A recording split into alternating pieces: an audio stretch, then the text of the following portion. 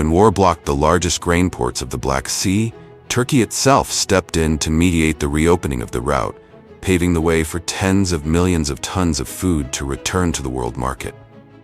Situated at the crossroads of Europe and Asia and controlling the Bosphorus Strait, the only gateway connecting the Black Sea to the world, Turkey has long turned its geographical position into a lever on the global food chessboard.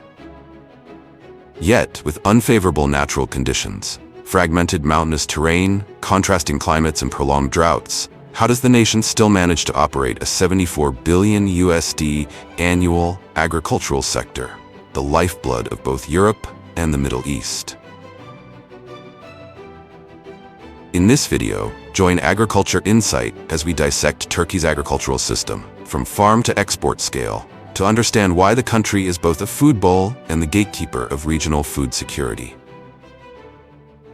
All will be revealed right now.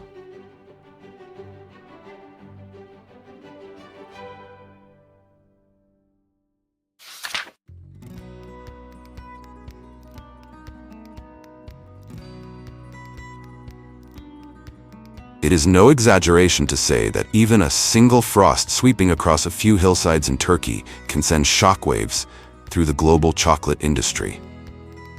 Accounting for nearly 70% of the world's production, Turkey not only leads in cultivation scale, but also holds enough sway to dictate supply, influence prices, and shake the entire global confectionery industry. To learn about the tree that has sustained generations of local people, we head to Ordu, a region stretching along the Black Sea coast and considered the cradle of Turkish hazelnuts. In the past, to harvest an entire hazelnut orchard, farmers had to use multiple separate machines for each stage, from sweeping and raking the nuts into rows to vacuuming and cleaning them. However, since the introduction of self-propelled harvesters in the 2000s, the entire process has been nearly consolidated into a single pass, shortening processing time, drastically reducing manual labor, and cutting harvesting costs by at least 50%. As the machine moves into the orchard, two front-mounted disc brushes continuously spin close to the ground, pulling hazelnuts, dry leaves, and twigs from both sides into the center aisle. Shortly after, a high-powered suction system draws the entire mixture into the machine, where multi-tiered vibrating screens and powerful airflows successively remove soil, stones, leaves, and light debris. The standard nuts are conveyed straight up into the rear storage bin as soon as they exit the cleaning system. Once full, the bin unloads directly onto trucks for immediate transport to processing facilities. At the plant, the hazelnuts first pass through a screening system to remove any remaining soil, leaves, and twigs. They are then transferred to a temperature-controlled drying chamber to lower their moisture content, prevent mold, and protect the quality of the kernels inside. Once the standard dryness is reached, each batch is further sorted by size, shelled, and meticulously inspected piece by piece to eliminate shriveled, damaged, or discolored nuts. The high-grade kernels are ultimately processed into countless high-value products, with the most famous being Nutella, the chocolate hazelnut spread that has won over hundreds of millions of people worldwide.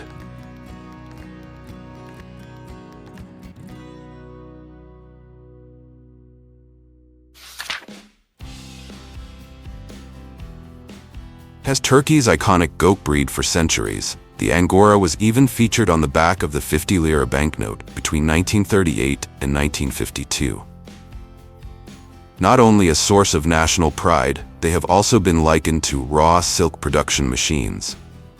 As evidence, in 1959 alone, this commodity contributed nearly 7% of Turkey's total export value, turning the goat's fleece into a national asset. On the central Anatolian plateaus, standing 800 to 1,500 meters high, where summers are scorching and winters are blanketed in snow, Angora goats are still raised to produce one of the world's most valuable natural fibers.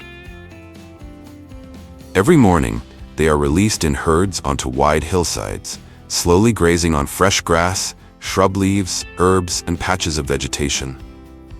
During the dry season, the goats can navigate slopes and rocky areas to make the most of scarce food sources. while in winter, they must use their hooves to scrape away thin layers of snow to find grass underneath. By evening, the herd is driven back to the barn for shelter against the cold and supplemented with hay, alfalfa, grains, and minerals, helping the mohair continue to grow long, lustrous, and durable. When the goats are about 12 months old and the mohair reaches 12 to 15 centimeters, the first harvesting season officially begins. The goats are placed on the ground or tilted slightly backward to keep them steady, while the shearer runs large shears or electric clippers from the belly up to the torso, shoulders, and then the back, aiming to separate the entire fleece into a single, seamless sheet rather than cutting it into separate patches. A single miscut or a second pass over the same area can break the individual fibers, significantly reducing the value of the entire mohair sheet.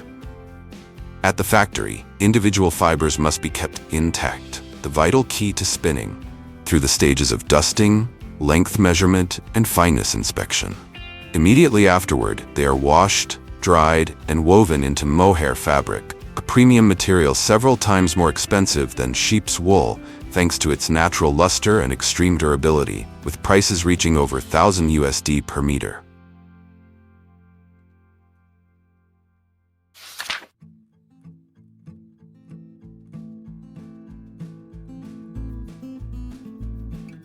Leaving behind the plateaus where Angora goats produce their precious raw silk, the journey continues westward to the Aegean region, where rolling hills are blanketed by centuries-old olive groves. It is from this land that about 4 million tons of olives are harvested each year, helping to place Turkey among the world's leading olive-producing powerhouses. Unlike flat olive-growing regions like Spain, about 75% of olive trees in Turkey are located on hillsides or steep terrain. Shakers are used to handle lower branches, long poles reach the upper boughs, and underneath, a large net system is spread across the ground to catch all the falling fruit. When the shaking device is activated, mechanical force is transmitted straight into the trunk, causing the heavily laden clusters of olives to detach from the branches one by one and fall directly onto the nets, thereby significantly minimizing bruising and contamination with dirt and sand. From this moment on, all the olives must be rushed straight to the factory as quickly as possible, because just a few hours of delay can cause the fruit to ferment and lose quality right from the first pressing. The processing procedure begins with cleaning away impurities, followed by crushing the whole fruit, both flesh and pits, and mixing it at cold press temperatures for about 20 to 45 minutes. The oil is then centrifuged to separate the water, filtered, and immediately bottled in dark glass or metal cans to prevent light-induced degradation. The entire process must be completed within 24 hours of harvest to preserve the freshest flavor possible. Compared to Italian or Greek olive oil, Turkish oil is generally about 30 to 40% cheaper, largely because it is still exported in bulk rather than under proprietary brands. In return, the competitive price allows buyers to access freshly pressed oil right during the late-year harvest, the time when polyphenol levels are typically at their highest.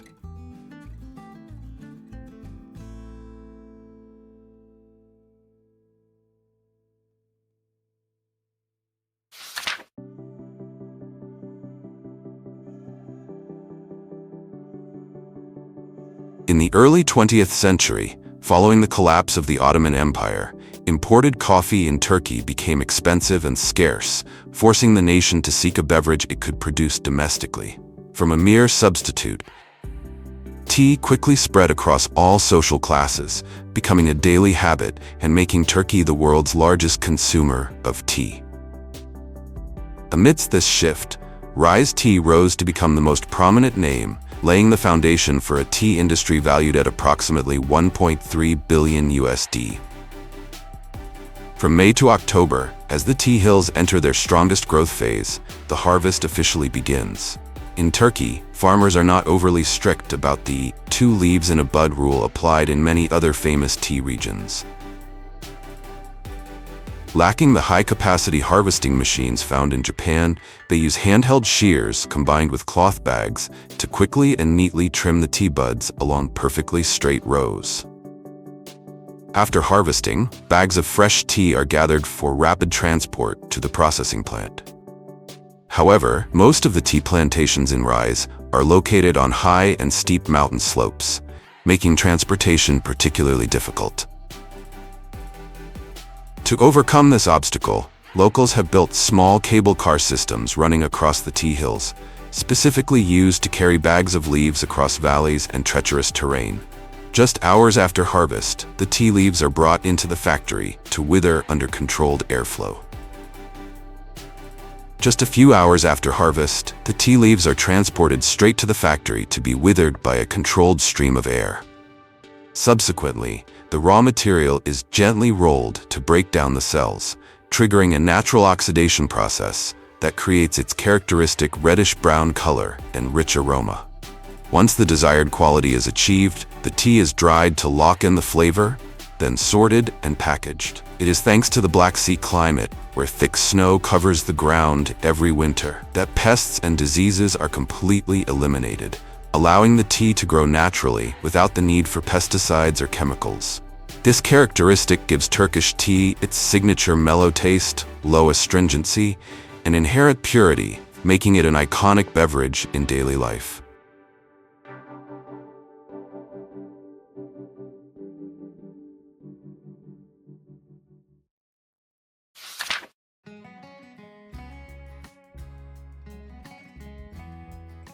As one of Turkey's oldest native sheep breeds, the Akkaraman is likened to the soul of the Anatolian steppe, accounting for over 40% of the country's total sheep population. Beyond its close connection to the daily lives of the people, this breed provides large quantities of meat, milk, and wool, thereby creating livelihoods for thousands of farms. Unlike many sheep breeds with almost uniform white coats, the Akkaraman stands out with patches of dark wool around its head, neck, and legs, and most notably, a large fatty tail in the rear. This fat deposit acts as a stored energy reserve, helping them survive through periods of arid pastures and scarce food. To maintain that vitality from the very beginning, lambs are often raised separately to monitor their health and control their diets. On modern farms, automated milk feeding systems ensure each lamb receives sufficient nutrition before joining the herd once they are strong enough. Upon reaching maturity, hardly any part of the Akkaraman goes to waste. Beyond its utilized wool, this sheep breed also yields rich, creamy milk high in protein and minerals used to process numerous traditional products. Even so, its most prominent value still lies in its firm, flavorful meat, which features in a wide array of signature Turkish dishes, from kebabs, skewered meats, and stews to roasted lamb.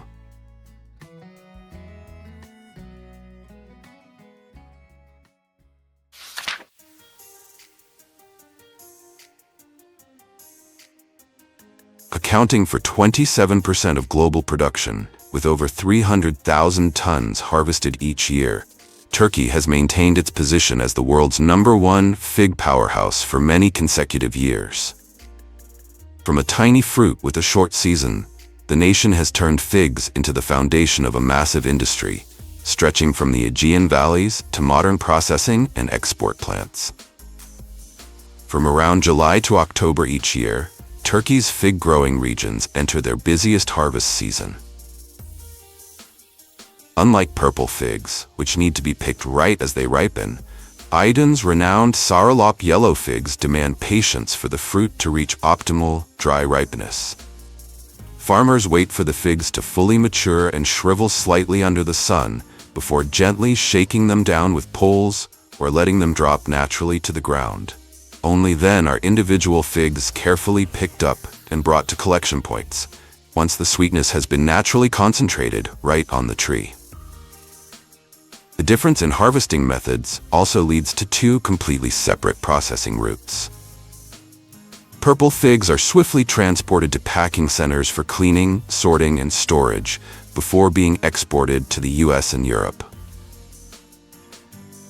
Meanwhile, yellow figs are spread evenly across drying racks under the Mediterranean sun, where wind, heat, and time continue to perfect their texture and signature flavor.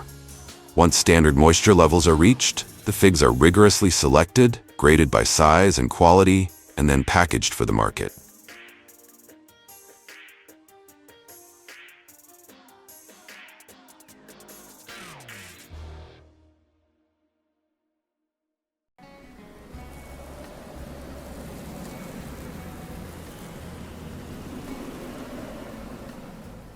Just 14 kilometers south of the Strait of Gibraltar, Morocco opens up a world in stark contrast to Spain. From the fertile Mediterranean plains in the north, the landscape quickly transitions into semi-arid plateaus before blending into the edge of the Sahara Desert. Cutting across this terrain is the Atlas Range, where winter snow and ice melt to provide a vital lifeline for river systems and large reservoirs. However, that natural water supply is still not enough to sustain an export-driven agriculture. Morocco is forced to utilize every water source, building over 150 large dams, expanding drip irrigation systems, operating desalination plants along the Atlantic coast, and even harvesting fog. On the slopes of the Anti-Atlas Mountains, giant nets are erected to catch the mist blown in by the cold Canary Current. Millions of tiny water droplets condense and flow down into storage tanks, turning into a precious source of water for daily use and irrigation in highland villages. More concerningly, Morocco also faces immense pressure regarding land. Less than 1/5 of its territory is arable, while this land fund continues to shrink due to drought and shifting sands.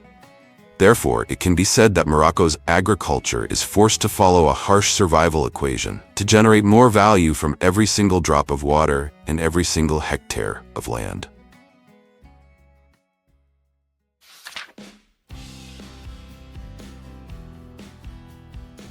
Right across the semi-desert regions, nearly 95% of the world's remaining natural argan forests are concentrated in southwestern Morocco, providing an almost exclusive source of raw material for the liquid gold that is 10 times more expensive than olive oil.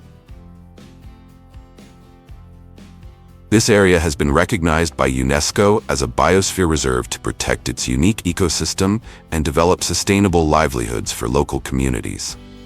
Thanks to root systems plunging dozens of meters deep to independently source water, argan trees can grow resiliently amidst the arid land, serving both as a shield to halt desertification and as the lifeblood for about 3 million people. Visiting Morocco during the harvesting season, you will encounter a striking sight: native goats climbing up to 10-meter-high argan branches to eat the fruit. Although seeds were once traditionally collected from goat droppings, cooperatives have completely eliminated this practice today to ensure the strictest hygiene standards for the international market. Instead of shaking the trees like olives, locals pick up every single argan fruit that has naturally ripened and fallen to the ground, transporting them to cooperatives for processing. They do this to avoid breaking branches and to help the trees continue thriving across generations. After harvesting, all argan fruits must be sun-dried before removing the hard, dry flesh. At the cooperatives of the Berber people, North Africa's oldest indigenous community, stone hammers are used to crack open the hard shells, and hands are used to extract the kernels inside. Most women here once had very few opportunities for education and employment, but thanks to the argan cooperatives, they can make a living by participating in almost every stage of argan oil production, from shelling and oil pressing to final packaging.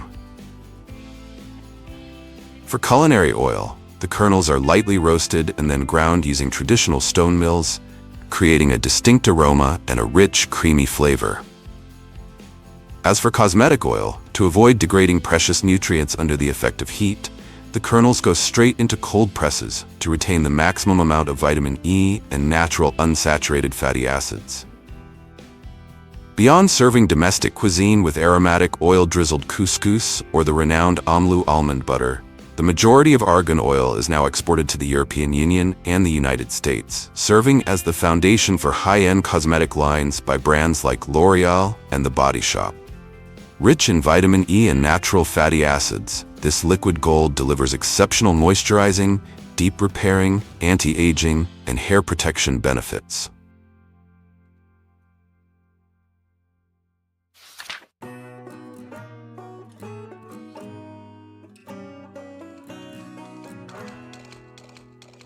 Leaving behind the ancient argan forests, we head to the Souss-Massa Plain, where a semi-arid coastal strip has been transformed into one of Africa's largest greenhouse capitals, supplying millions of tons of fruits and vegetables to the European market every year.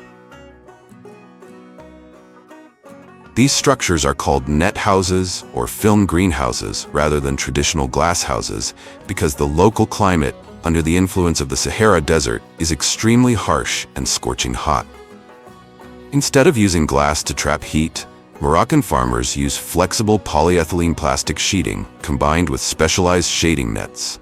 This design helps reflect excess solar radiation, lowers temperatures, and fully harnesses cool sea breezes to naturally ventilate the cultivation areas. However, the greatest challenge for these greenhouse operations is water. To solve this survival equation, Morocco has put into operation the Agadir seawater desalination plant, one of the largest facilities in the world combining domestic water supply with agricultural irrigation. Seawater from the Atlantic Ocean, after having its salt removed, is piped directly to the farms. Thanks to this precious water source, the majority of greenhouse farms in Morocco utilize automated drip irrigation systems. Water and nutrients are precisely delivered to each plant root in real time, saving up to 40% of water compared to traditional flood irrigation.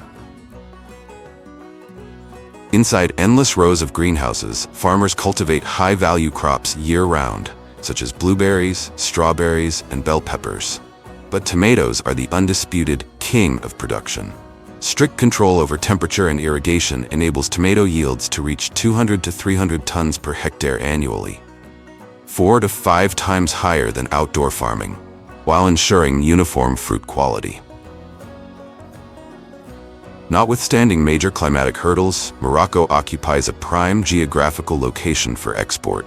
Separated from Europe by just a narrow strait, it allows trucks carrying fresh produce to reach Paris or Madrid in only 48 to 72 hours. Specifically regarding tomatoes, Morocco has surpassed Spain to become the second largest supplier to the European Union, accounting for roughly 70% of total tomato imports from outside the EU bloc into this market.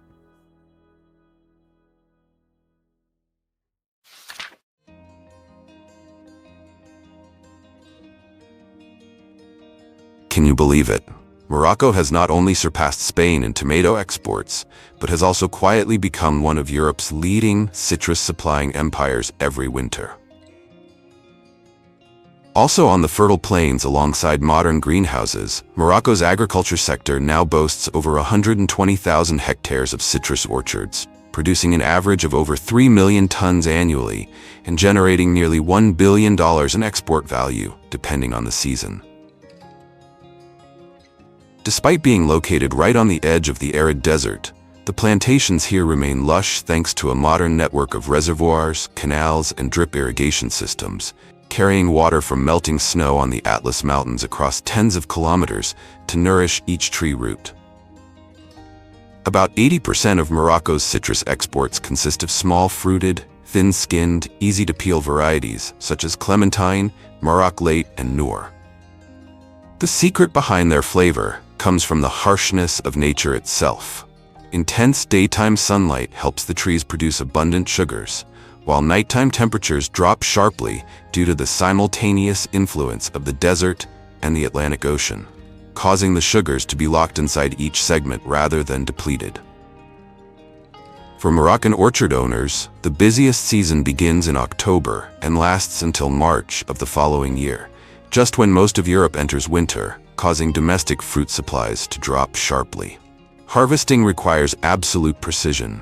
Workers must use scissors to cut close to the stem to avoid tearing the peel, as even a small scratch can significantly reduce the value of the entire shipment.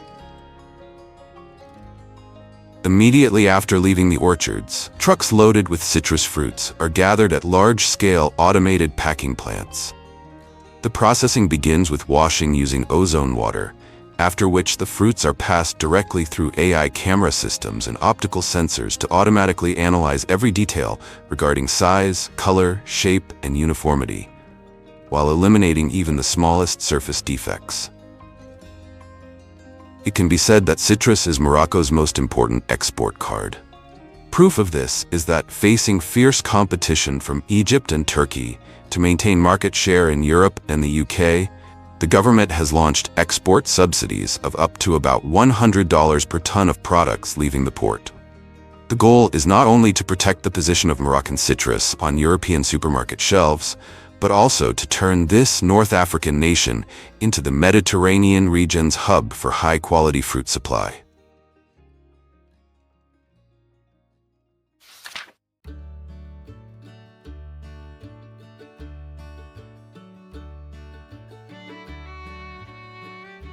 Leaving the heavy-laden orchards on land, we cast our gaze along the coastline of over 3,500 kilometers, stretching across the Atlantic Ocean and the Mediterranean Sea, which establishes Morocco's clearest position as a superpower with its fisheries sector, bringing in more than $3 billion in foreign exchange for the country each year. Despite facing many pressures from the depletion of natural resources, Morocco's offshore waters are fortunately located in one of the 4 rare regions in the world where the upwelling phenomenon occurs. These cold northern currents continuously push nutrients from the deep sea to the surface, creating a nutrient-rich environment to attract massive schools of pelagic fish, especially sardines. This unique natural resource has made Morocco the world's largest exporter of sardines, accounting for about 42% of global canned sardine export market share and contributing 3% to the country's total export turnover. All fishing activities rely on more than 150 traditional units and a workforce of over 100,000 fishermen stationed at sea, strictly controlled by the government through a rigorous management system to preserve precious resources against exploitation pressure. Immediately after docking, the fresh batches of sardines are transferred directly into modern industrial processing systems, with dozens of large and small enterprises located along the coast. After being salted and steamed cooked, they have their heads and tails completely removed, which helps the fish flesh firm up and makes bone separation easier during processing, and are then neatly arranged in tin cans with olive oil or tomato sauce. Every year, 90% of the sardine production from this country enters the export race to more than 70 countries worldwide, competing directly with Portugal, Spain, and Thailand. Meanwhile, domestically, fresh sardines marinated in chermoula on charcoal grills are very familiar to the people of Morocco, providing an abundant source of protein at an affordable price.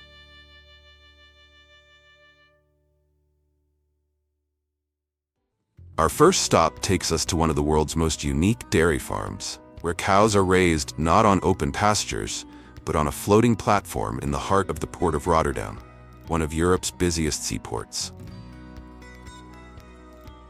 Generating an estimated $1.7 million in annual revenue, Floating Farm Rotterdam has become the world's first floating dairy farm, pioneering an entirely new approach to food production in urban environments.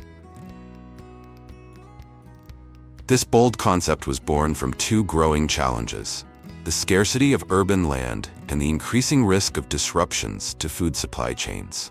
The turning point came after Hurricane Sandy struck in 2012, when engineer Peter Van Wingerden witnessed New York nearly brought to a standstill by severe flooding. The experience led him to ask a simple yet revolutionary question: why not bring farms directly into the city and build them on the water?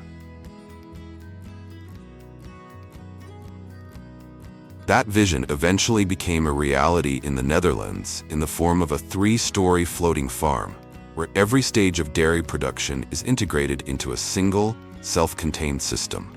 The top deck is home to the herd and features robotic milking technology. The middle level is dedicated to collecting, cooling, and bottling the milk, while the lower level houses the farm's technical equipment, along with its water treatment and waste management systems. The entire operation is supported by a nearby floating solar array, while rainwater is collected, filtered, and reused throughout the facility. Together, these systems help reduce the farm's reliance on natural resources while maintaining a stable and efficient operation. Beyond its advanced technology, Floating Farm is also recognized as an outstanding example of a circular economy in action. Rather than relying solely on newly produced feed, the farm collects spent grain from local breweries, wheat bran, food processing byproducts, and surplus potato leftovers from around the city. These materials are carefully inspected, blended into a balanced feed, and then delivered to the cows through an automated feeding system. From there, robotic feeding systems transport and distribute carefully prepared rations to each feeding station, while also supplying hay, minerals, and other essential nutrients. As a result, materials that might otherwise have gone to waste are given a second life, becoming part of the dairy production cycle. Once the cows are ready, they voluntarily walk into robotic milking stations, where fresh milk is collected and immediately processed, bottled, and delivered to local stores the very same day. It is then transformed into fresh drinking milk, yogurt, and a variety of other nutritious dairy products. Although the project has demonstrated promising results, its widespread adoption remains a challenge. Building the floating farm required an investment of approximately $2.6 million, while its production capacity is still relatively limited. In addition, concerns have been raised about the safety of keeping livestock on a floating structure, including the possibility of cows falling into the water. So what do you think? Is this a glimpse into the future of urban agriculture, or simply an impressive demonstration of innovation that is too expensive to scale? Crossing to the other side of the globe, our next destination is the majestic Andes Mountains, where vast plateaus rising more than 3,000 meters above sea level have become farms in the clouds for over 4 million alpacas. It is these harsh, high-altitude conditions that give rise to royal alpaca fiber, one of the world's most luxurious natural fibers, prized at prices of nearly $500 per kilogram. Home to nearly 90% of the world's alpaca population, Peru has preserved a traditional herding system that has remained largely unchanged for centuries. Each morning, herds of alpacas leave their shelters and spread across the mountain grasslands in search of ichu grass, lichens, and other native plants that thrive only in the high Andes. Unlike dairy cattle or intensively farmed sheep, alpacas require very little daily feeding from humans. Instead, herders simply guide the animals, monitor the condition of the pastures, and provide supplemental feed only during the dry season, when natural forage becomes scarce. This natural grazing lifestyle is one of the main reasons alpacas have become among the best adapted livestock species in the Andes. They can forage at elevations exceeding 4,000 meters, where the air is thin, winter temperatures can drop below -15 degrees at 5:30, and many other farm animals struggle to survive. To withstand these harsh conditions, alpacas have evolved a unique fleece with hollow, finely structured fibers that is both exceptionally lightweight and highly insulating, keeping them warm without adding unnecessary weight. But the true value of this fleece extends far beyond its performance. Peruvian alpacas naturally produce more than 50 distinct shades of fiber, ranging from creamy white and soft beige to reddish brown, silver gray, and deep black. This remarkable natural color diversity allows many textiles to be woven without the need for dyeing, making alpaca fiber one of the most sought-after luxury materials among high-end fashion houses around the world. After about 12 months, when the fleece has reached its ideal length, the annual shearing season begins. For alpaca farmers, this is the most important time of the year, as the herd's entire economic value is harvested in a single event. To keep the animals calm, each alpaca is gently blindfolded before an experienced shearer uses specialized electric clippers to remove the fleece in smooth, even strokes, preserving it as one large piece whenever possible. The freshly shorn fleece is then cleaned, compressed into bales, and transported to processing facilities, where it is washed, carded, spun into yarn, woven into fabric, and transformed into premium products such as scarves, coats, and fine textiles. Many of these materials ultimately find their way into collections by luxury fashion houses including Loro Piana, Brunello Cucinelli, and Max Mara. Producing more than 200,000 tons of mushrooms each year, Pennsylvania dominates the U.S. mushroom industry to such an extent that people often say 7 out of every 10 mushrooms served on American tables begin their journey on farms in this state. But what truly sets the mushroom capital of the world apart is not just its overwhelming production volume. It's a farming system that seems to defy everything we normally associate with agriculture. No open fields, no soil, and almost no sunlight. Unlike plants, mushrooms do not rely on photosynthesis. Instead, they grow by absorbing nutrients released from the rich compost beneath them. That means long before the first mushroom ever appears, growers must create the perfect growing environment through a highly sophisticated composting process. One so complex that it resembles the operation of a giant biological factory. The process begins with a precisely measured blend of wheat straw, horse manure, poultry manure, corn cobs, and gypsum. Water is added before the mixture is piled into long compost rows. Over the following days, it is turned repeatedly to regulate temperature and oxygen levels, allowing beneficial microorganisms to break down the organic matter, raise the temperature above 70 degrees Celsius, 158 degrees Fahrenheit, and eliminate most harmful pathogens. Once fermentation is complete, the compost is pasteurized, cooled, and transferred into growing trays. Next, mushroom spawn is mixed into the compost and covered with a moisture-retaining casing layer. With temperature, humidity, carbon dioxide levels, and ventilation automatically controlled almost 24/7, the mycelium quickly spreads and develops into mushrooms, which are typically ready for their first harvest in just 16 to 21 days. Pennsylvania farms cultivate a variety of mushroom species, but the most common are white button mushrooms, cremini, and portobello. Once the mushrooms reach their ideal size, premium fresh varieties are harvested entirely by hand. Workers stand on mobile lifting platforms that move alongside multi-tier growing shelves, carefully selecting each mature mushroom before gently twisting it free from the compost to avoid damaging the cap. The stem is then neatly trimmed, and the mushroom is placed directly into a collection container to preserve its shape, firmness, and freshness. Meanwhile, mushrooms destined for processing are harvested mechanically. Specialized cutting blades sweep just above the surface of the growing beds, removing an entire crop in a single pass before transferring it directly onto conveyor belts. This allows large volumes of mushrooms to be harvested quickly and efficiently. As soon as they leave the growing rooms, the mushrooms are transported to the processing facility, where they are cleaned, inspected, graded by size and quality, packaged, and placed into refrigerated storage before being distributed to markets across the United States.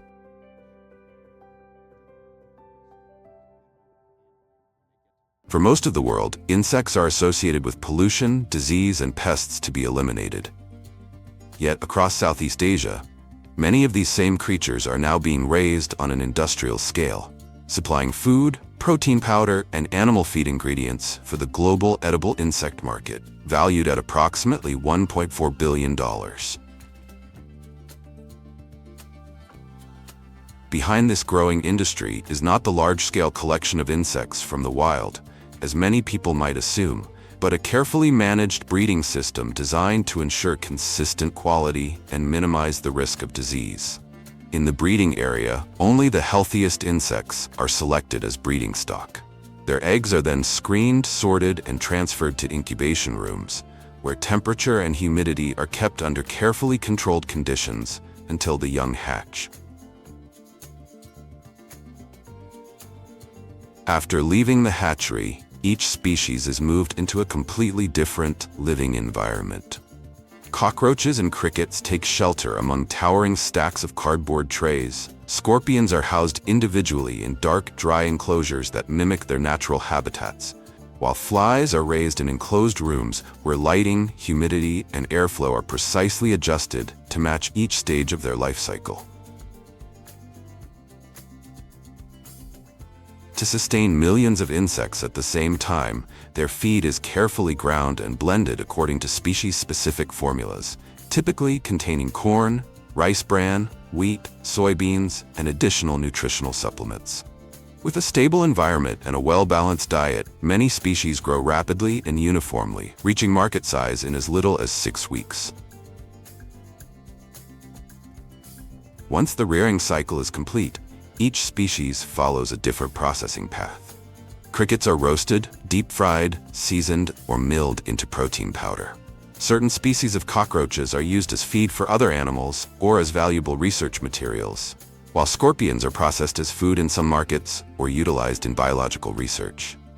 From creatures once regarded as pests, an entirely new industry is emerging, one built within rearing facilities that, at first glance, seem remarkably ordinary.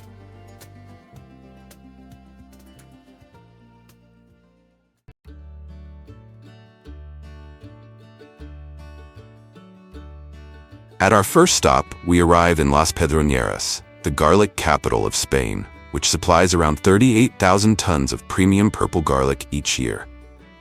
From an arid region, purple garlic has transformed the fortunes of Las Pedroñeras, turning it into one of Europe's largest garlic-producing centers, and creating an industry worth more than $70 million annually. Here, the garlic planting season usually begins in early December and lasts until around mid-January. Before planting, healthy bulbs are cleaned, separated into individual cloves, and carefully selected because each clove acts as the seed that will grow into a new garlic plant. In the fields, garlic planters move along straight rows while carrying a large hopper above. Inside, a metering disc system separates the cloves one by one, guides them through delivery tubes, and drops them into furrows opened by the planting unit. Directly behind, press wheels close the soil over the cloves, keeping them at a depth of around 4 to 6 centimeters, with planting densities reaching nearly 200,000 plants per hectare. By late June, as the fields begin to turn yellow, the garlic harvest in Las Pedroñeras enters its peak. Instead of using large self-propelled machines capable of digging and collecting the garlic in a single pass, as is common in the United States, farmers here still prefer smaller harvesting machines that are better suited to local fields.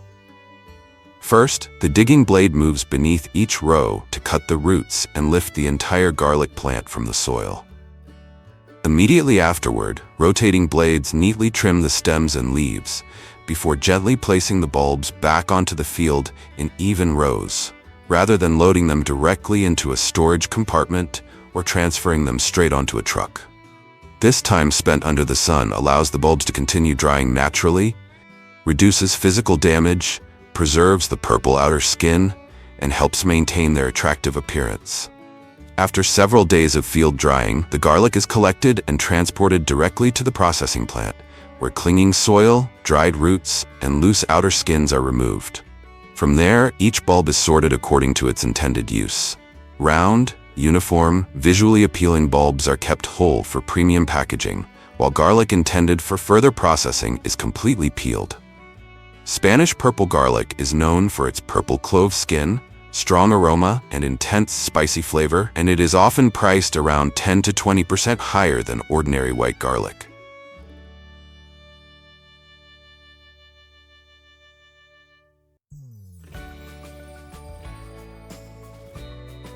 Leaving the garlic fields behind, our journey continues to Huelva, the strawberry capital of Spain. Thanks to its mild Atlantic climate and well-drained sandy soils, the region produces bright red strawberries with a sweet aroma and high export quality. In the 2024 to 2025 season alone, Huelva harvested more than 10,000 tons of strawberries, accounting for around 95% of Spain's total production. In Huelva, strawberry cultivation begins with healthy young plants, placed by hand on raised beds covered with plastic mulch. Around February, when the first berries turn bright red, the harvest season officially begins. The work usually starts at dawn, while the air is still cool, helping the strawberries remain firm and reducing bruising during picking. Because their skin is extremely thin and their flesh contains more than 90% water, nearly every strawberry must be harvested by hand. Workers select only evenly ripened fruit, gently twist the stems, and place the berries directly into retail trays in the field, since even one unnecessary transfer can reduce their quality. Immediately afterward, the trays are moved into pre-cooling facilities at around 0°C to quickly remove field heat and preserve the strawberries' firmness, flavor, and fresh appearance. This combination of meticulous manual labor and a modern cold chain has made Huelva strawberries one of the most recognizable symbols of Spanish agriculture.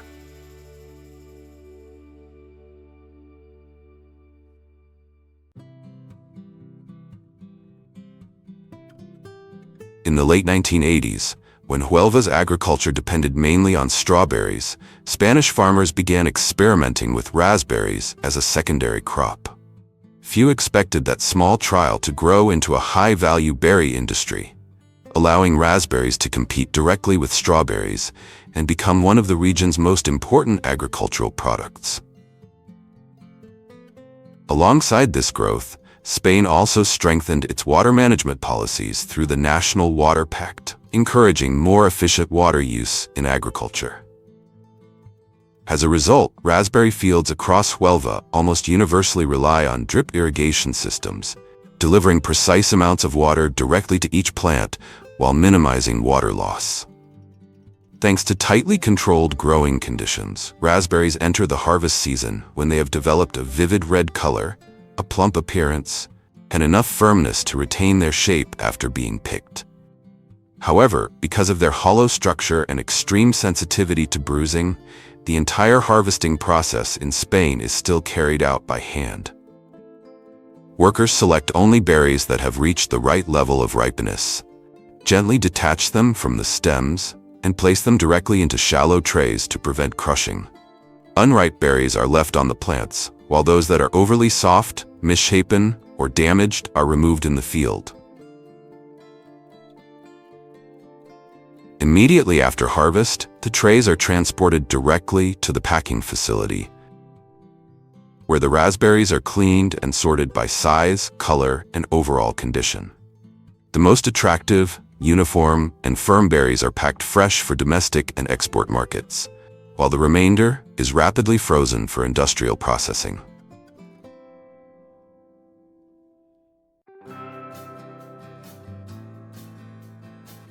Known as the pomegranate kingdom of Europe, Spain is home to a vast pomegranate belt along the Mediterranean coast, producing around 50,000 tons annually and generating an estimated $32 million in value.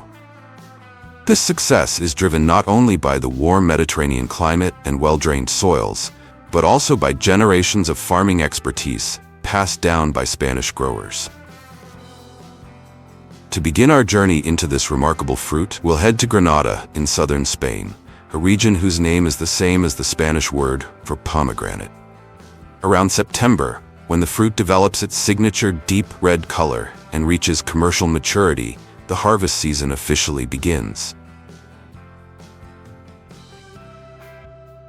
To minimize damage and preserve the highest quality, every pomegranate is harvested by hand.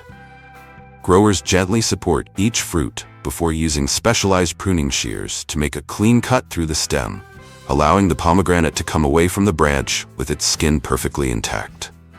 As soon as they're cut, The pomegranates are placed directly onto the conveyor belt of a mobile harvesting machine. This shortens the distance they need to be transported within the orchard and minimizes repeated handling. The conveyor slowly carries the fruit through a system of soft rotating brushes that remove dust, leaves, and small twigs still clinging to the surface before gently lowering the pomegranates into plastic bins below.